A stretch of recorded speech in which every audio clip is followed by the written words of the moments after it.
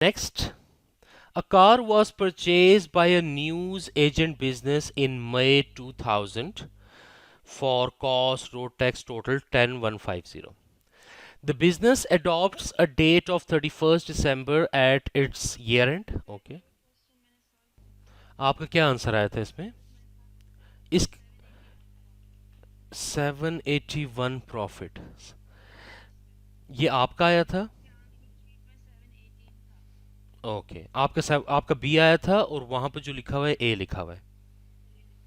चलो चेक कर लेते हैं, कोई इशू नहीं। क्वेश्चन समझ आया हुआ है ना आपको? चलो इसको देख लेते हैं। मई 2000 को हमने कार बाय की। कॉस्ट कितनी है कार की? 10150, क्योंकि रोड टैक्स ये है, इंक्रीमेंटल कॉस्ट है, इसको हमने साथ में ऐड करना है। अक्सर इस तरह लिस्ट दे देते हैं एग्जाम में, और उसमें कुछ नॉन इंक्रीमेंटल भी दे देते हैं, ठीक है, वो हमने ऐड नहीं करना होता, तो उसका ज़रा आपने ख्याल करना है। ओके, इसके बाद क्या है? The car was traded in for a replacement vehicle in August 2003 at an agreed value of 5000। तो ये ट्रांजैक्शन हो रही है अगस्त 2003 की। तो पहला काम तो हमने ये करना है कि अगस्त 2003 की हम कैलकुलेट कर लेंगे कैरिंग वैल्यू, सीवी।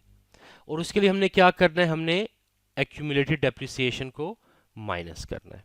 ऐसे ही है। ओके, एक्यूमुलेटेड डेप्रिसिएशन के बारे में क्या कहा है? It has been depreciated at 25% per annum on the reducing balance method, charging a full years depreciation in the year of purchases and none in the year of sale. जिस साल में हम परचेज कर रहे हैं, चाहे जितने भी मंथ्स हों साल के एंड पे, हमने पूरे साल की डेप्रिसिएशन चार्ज करनी है। और जिस साल में हम सेल कर रहे हैं या उसको हम ट्रेड इन कर रहे हैं, एक्सचेंज कर रहे हैं, उस साल में चाहे जितने भी मंथ्स यूज़ किया हो, कोई डेप्रिसिएशन हम चार्ज नहीं करेंगे। ये कंपनी की पॉलिसी है। What was the profit or loss on disposal of the vehicle during the year ended December 2003? चलो इसकी तरफ तो बाद में आते हैं। पहले तो अगस्त 2003 की हमने कैरिंग वैल्यू कैलकुलेट करनी है और रिड्यूसिंग बैलेंस मेथड यूज करना है। इसके लिए यहाँ पर पहले आ जाएगा हमारे पास ओपनिंग बैलेंस। ओपनिंग बैलेंस कितना है हमारे पास? 10150। डेप्रिसिएशन एक साल की कितनी है? 10150 इंटू 0.25। कैरिंग वैल्यू पहले साल के आखिर में कितनी होगी? अच्छा, डेप्रिसिएशन पहले साल में पूरे साल की चार्ज करेंगे। मई में हमने बाय किया था और ईयर एंड दिसंबर है। पूरे साल की, बिल्कुल। वैसे तो प्रोरेटा करना बनता था, लेकिन इन्होंने नोट दिया हुआ है कि आपने पहले साल की फुल चार्ज करनी है, तो हम फुल चार्ज कर लेते हैं। अच्छा, अगस्त 2003 तक कितना टाइम है? पहला है ईयर 2000, इसको यहाँ लिख लेते हैं। पहला है ईयर 2000 जिसकी फुल डेप्रिसिएशन चार्ज करनी है। फिर 2001 है, फिर 2002 है, और 2003 में अगस्त में हम ट्रांजैक्शन कर रहे हैं, और ये ईयर ऑफ डिस्पोजल है, तो इसमें कोई चार्ज हम नहीं करेंगे, तो 2003 की कोई भी डेप्रिसिएशन नहीं होगी। इसको देख लेते हैं। And this minus this, and इसके बाद नेक्स्ट है यही ओपनिंग बैलेंस आ जाएगा तीसरे साल का, and 0.25 and this. Total accumulated depreciation calculate कर लेते हैं कि कितनी है। इस सब को टोटल कर लेते हैं, 3 साल की डेप्रिसिएशन। तो ये हमारे पास आ गई 5868। तो इतना ये डेप्रिसिएट हो चुका था। 10,000 माइनस 5868, कैरिंग वैल्यू हमारे पास आ गई अगस्त 2003 की 4282। यहाँ तक क्लियर है?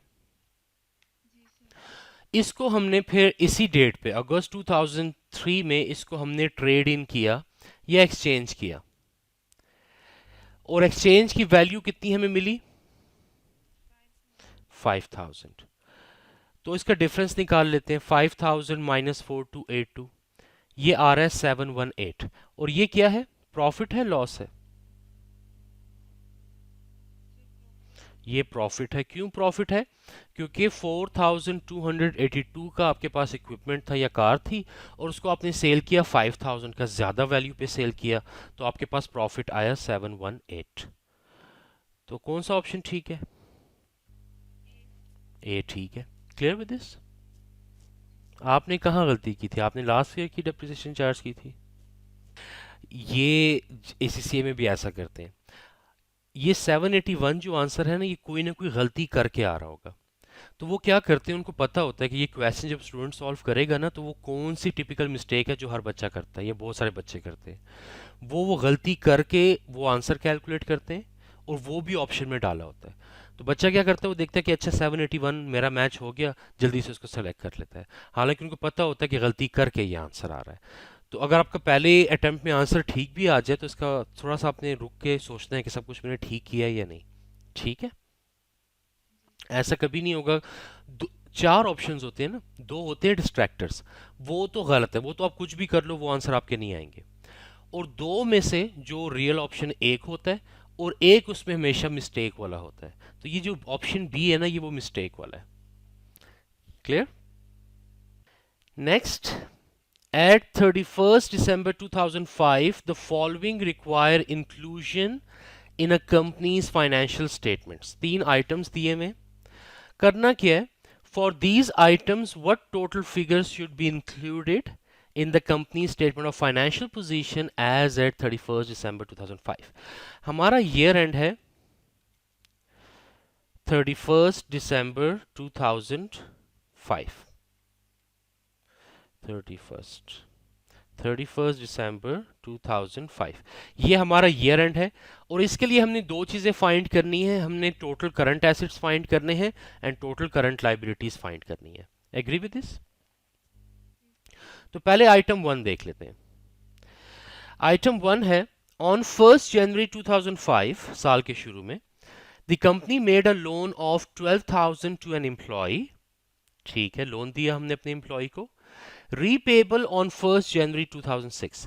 अच्छा, ये जो हमने अपने एम्प्लॉय को लोन दिया 1 जनवरी 2005, ये कंपनी के लिए क्या होगा, पेबल या रिसीवेबल? रिसीवेबल है कंपनी के लिए। एंड उसने हमें पे बैक करना है 1 जनवरी 2006, next year. Charging interest of 2% per year. Okay. On the due date, she repaid the loan and paid the whole of the interest due on the loan to the date। और उसने 1 जनवरी को payment कर दी, और payment करके उसने loan plus interest दोनों पे किए। 31 दिसंबर 2005 को क्या होगा? यहाँ पे एक चीज तो है कि ये हमारा रिसीवेबल है, रिसीवेबल फ्रॉम द एम्प्लॉय। कितना रिसीवेबल आएगा 31 दिसंबर 2005 को? 240। आपने कैसे किया? 12,000 जो कि प्रिंसिपल अमाउंट है, इसका आपने पूरे साल का इंटरेस्ट कैलकुलेट किया 240। तो आपने रिकॉर्ड किया कि आपका जो रिसीवेबल है वो 240 है। क्यों आप 12,000 नहीं लोगे एम्प्लॉय से वापस? मतलब आप 12,000 का लोन दोगे और सिर्फ 240 वापस लोगे एज अ इंटरेस्ट? फिर तो पहले आप मुझे लोन दे दो कि अगर प्रिंसिपल आपने भूलना है। प्रिंसिपल भी हम लेंगे ना, तो टोटल हम कितना लेंगे? 12,000 प्लस 240 हम उससे कलेक्ट करेंगे। या 31 दिसंबर को हमारे पास अकाउंट रिसीवेबल आ रहा है 12,240।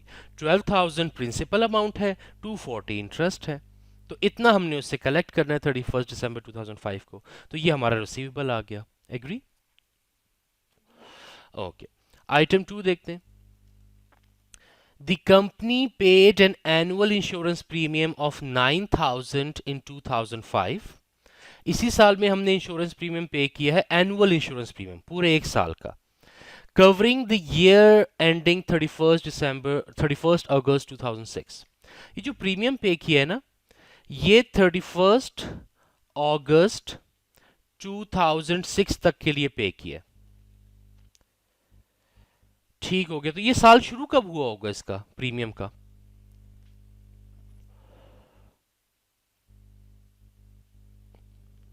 एक साल के लिए हमने प्रीमियम पे किया है, किस डेट तक के लिए? 31 अगस्त 2006 के लिए। तो ये शुरू कब हुआ होगा? जुलाई। Very good. 1 जुलाई 2000x5। सो 1 जुलाई 2005 से लेकर 31 अगस्त 2006, ये एक साल ही बनता है, अगस्त सितंबर। ये सितंबर 1 सितंबर नहीं बनेगा, या जुलाई बनेगा? जून जुलाई अगस्त, देखो ना, जुलाई अगस्त सितंबर अक्टूबर नवंबर दिसंबर जनवरी फरवरी मार्च अप्रैल मई जून जुलाई अगस्त, 12 13, ये तो 14 महीने बन गए, 1 जुलाई से 31 अगस्त। तो क्या होनी चाहिए? 31 अगस्त 2006 से 12 महीने पीछे जाओ। हमने क्या 31 अगस्त तक के लिए 1 साल का प्रीमियम दिया, 12 महीनों का, ठीक है। ओके, 31 अगस्त 2006 जो है ये आखिरी महीना है, तो ये शुरू कब हुआ होगा? 12 महीने पीछे चली जाओ, ये होगा 1 सितंबर 2005। अब काउंट करो, सितंबर अक्टूबर नवंबर दिसंबर जनवरी फरवरी मार्च अप्रैल मई जून जुलाई अगस्त, 3 6 9, 12 मंथ्स हो गए। 1 सितंबर 2005 से 31 अगस्त। मैं इसको कैसे करता होता हूँ, अगर 31 अगस्त लास्ट है ना, तो पिछले अगस्त के बाद कौन सा महीना आता है? सो 1 सितंबर पिछले साल का होगा वो, तो 1 सितंबर से लेकर इस साल 31 अगस्त। क्लियर? ओके, और हम वर्किंग कर रहे हैं किस ईयर एंड के लिए? 31 दिसंबर 2005 के लिए। हमने पूरे साल का पे किया है 9000, एग्री? तो इस साल का एक्सपेंस कितना होगा? सारा 9000 एक्सपेंस होगा हमारा। 3750 कितने महीने का? 5 मंथ, सितंबर अक्टूबर नवंबर दिसंबर, 5 मंथ कैसे बन रहे हैं इस साल के? ईयर एंड है 31 दिसंबर, ये शुरू हो रहा है 1 सितंबर, सितंबर अक्टूबर नवंबर दिसंबर, यस यही होगा। 1 सितंबर टू 31 दिसंबर 2005, 4 महीने नहीं बनेंगे? हाँ जी। सो 9000 डिवाइडेड बाय 12 into 4, तो ये 4 महीने का 3000 जो है, ये तो हमारा इस साल का एक्सपेंस हो गया। तो 9000 की जो पेमेंट हमने की थी एडवांस में, जो एडवांस में पेमेंट करते हैं उसको बेसिकली हम कहते हैं प्री पेमेंट्स। तो ये जो प्री पेमेंट्स हमने की थी 9000 की, इसमें 3000 तो एक्सपेंस हो गया, बाकी कितना बचा अगले साल के लिए? 9000 माइनस 3000, ये 6000 क्या है? ये प्री पेमेंट है अगले साल के लिए, 2006 के लिए। कितने मंथ्स होंगे 2006 के? जनवरी फरवरी मार्च अप्रैल मई जून जुलाई अगस्त, 8 मंथ्स के लिए। तो 8 मंथ्स की प्री पेमेंट कर दी और 3 मंथ्स का हमने एक्सपेंस आउट कर दिया। तो ये प्री पेमेंट क्या होती है? Asset liability? एसेट। तो यहां पर आइटम 2 आ गया प्री पेमेंट, कितना? 6000, ये भी करंट एसेट है। Agree with this? Okay, item 3 की तरफ चलते हैं। In January 2006, the company received rent from a tenant of $4,000 covering the 6 months to 31st December 2005. हमने रेंट रिसीव किया है इन जनवरी 2006, $4,000 का, covering 6 months to 31st December 2005। तो टाइम पीरियड इसका क्या होगा? टाइम पीरियड होगा 6 months to 31st December। So 31st December 2005 से आप 6 महीने पीछे चली जाओ, क्या डेट आएगी? अच्छा माशाल्लाह, 1 जनवरी से 31 दिसंबर, ये 6 महीने बनते हैं। 6 महीने जा रहे हैं ना, इसने 6 महीने के लिए पे किया, 6 मंथ्स। 1 जुलाई, वेरी गुड, 1 जुलाई 2000x5। सो जुलाई अगस्त सितंबर अक्टूबर नवंबर दिसंबर, बिल्कुल परफेक्ट, 6 मंथ्स बन गए। तो इस 6 मंथ्स के लिए उसने हमें पे किया है, हमारे कस्टमर ने या टेनेंट ने हमें पे किया है $4,000।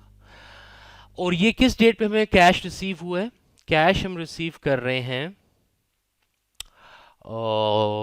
कितना है कितना है कितना है, $4,000। अब 31 दिसंबर 2005 को हम क्या रिकॉर्ड करेंगे इस ट्रांजैक्शन के लिए? क्योंकि कैश उसने हमें किस डेट पे पे किया है? 6 महीने का जो उसका रेंट ड्यू था 1 जुलाई से 31 दिसंबर तक, वो हमें पे कर रहा है 1 जनवरी 2006 को। तो अब अब कैश तो हमें रिसीव हो रहा है नेक्स्ट ईयर में, तो 31 दिसंबर 2005 को ये क्या चीज होगी? ये 4000 को एज क्या रिकॉर्ड करेंगे हम? एक्रूअल। एक्रूअल होती है हमारी लाइबिलिटी, क्योंकि क्या हमने टेनेंट को पे करना है? एक्रूअल तो आप वहां रिकॉर्ड करते हो कि आपने किसी कोई एक्सपेंस कर लिया साल के एंड तक, लेकिन उसका कैश आपने पे नहीं किया, आपने कैश पे करना है अगले साल में, तो वो आपकी लाइबिलिटी है, वो आपका एक्रूअल है। तो ये तो एक्रूअल नहीं होगा, हमने तो रिसीव करना है। तो क्या करेंगे इसका? अगर रिसीव करना है तो ऑब्वियसली अकाउंट रिसीवेबल होगा। ठीक है, क्यों? क्योंकि उसने 1 जुलाई से 31 दिसंबर तक आपका अपार्टमेंट यूज किया, उसमें आपकी इनकम अर्न हुई है $4000, लेकिन आपको कैश नहीं मिला, अभी नहीं मिला, अगले साल मिल जाएगा। तो आप क्या एंट्री करोगे? आप एंट्री करोगे rent revenue, sorry, account receivable debit and earned revenue, rent revenue credit. ये आपकी इनकम है, कितने से? 4000 से। ये आप एंट्री करोगे, और जब वो अगले साल आपको 1 जनवरी को पेमेंट कर देगा, तो आप क्या एंट्री करोगे? Cash debit, account receivable is no more account receivable, तो उसको आप क्रेडिट कर दोगे, कितने से? 4000 से। ये आप एंट्री करोगे 1 जनवरी को, ये एंट्री आप करोगे 31 दिसंबर। तो ये अकाउंट रिसीवेबल रिकॉर्ड कर रहे हो, तो ये क्या है? करंट एसेट है। सो रेंट रिसीवेबल कितना है? 4000। अब ये तीनों के तीनों आइटम्स जो हैं, ये हमारे करंट एसेट्स हैं। Agree? So total current assets कितने हो जाएंगे? ये हो जाएंगे 22240। अच्छा, हमने टोटल करंट लाइबिलिटीज भी फाइंड करना है, लेकिन तीन ही आइटम थे और तीनों के तीनों आइटम जो हैं वो हमारे करंट एसेट्स हैं, तो करंट लाइबिलिटीज हमारी होंगी 0।